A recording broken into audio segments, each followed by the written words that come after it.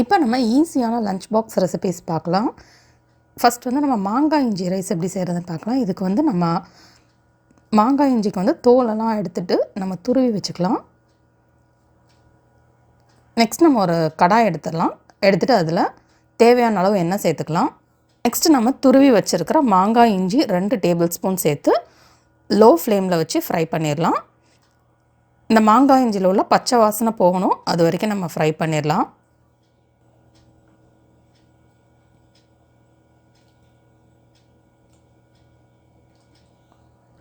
Next நம்ம 1/4 cup துருவி வச்சுருக்கிற தேங்காய் சேர்த்துக்கலாம்.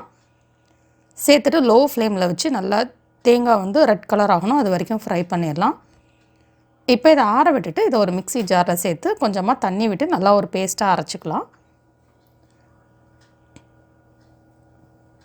நெக்ஸ்ட்டு நம்ம அதே கடாயில் தேவையான அளவு எண்ணெய் சேர்த்துடலாம். நெக்ஸ்ட்டு நம்ம 1/4 டீஸ்பூன் கடுகு சேர்த்துடலாம். 1/4 டீஸ்பூன் உளுந்து சேர்த்துடலாம். நெக்ஸ்ட்டு நம்ம 1 டேபிள் ஸ்பூன் கடலைப்பருப்பு சேர்த்துடலாம்.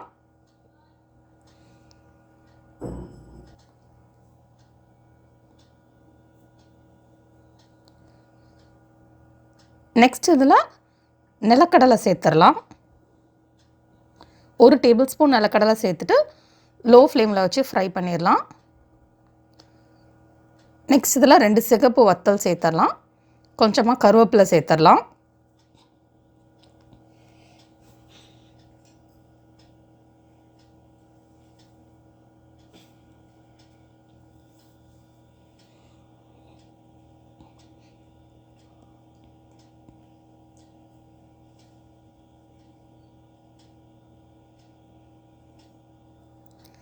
நெக்ஸ்ட் இதில் 1/4 டீஸ்பூன் மஞ்சள் தூள் சேர்த்துடலாம்.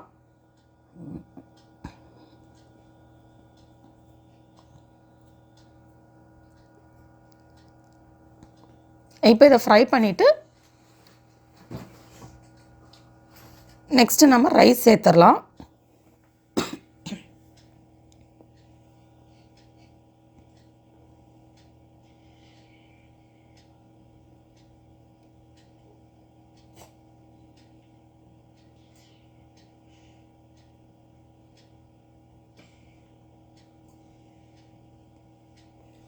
இதில் நம்ம குக் பண்ணி வச்சுருக்கிற ரைஸ் வந்து 1 கப் எடுத்துக்கலாம். மெஷரிங் கப்பில் நல்லா நம்ம ப்ரெஸ் பண்ணி வச்சோன்னா 1 கப் வர்ற மாதிரி ரைஸ் எடுத்து நம்ம உள்ளே சேர்த்துடலாம்.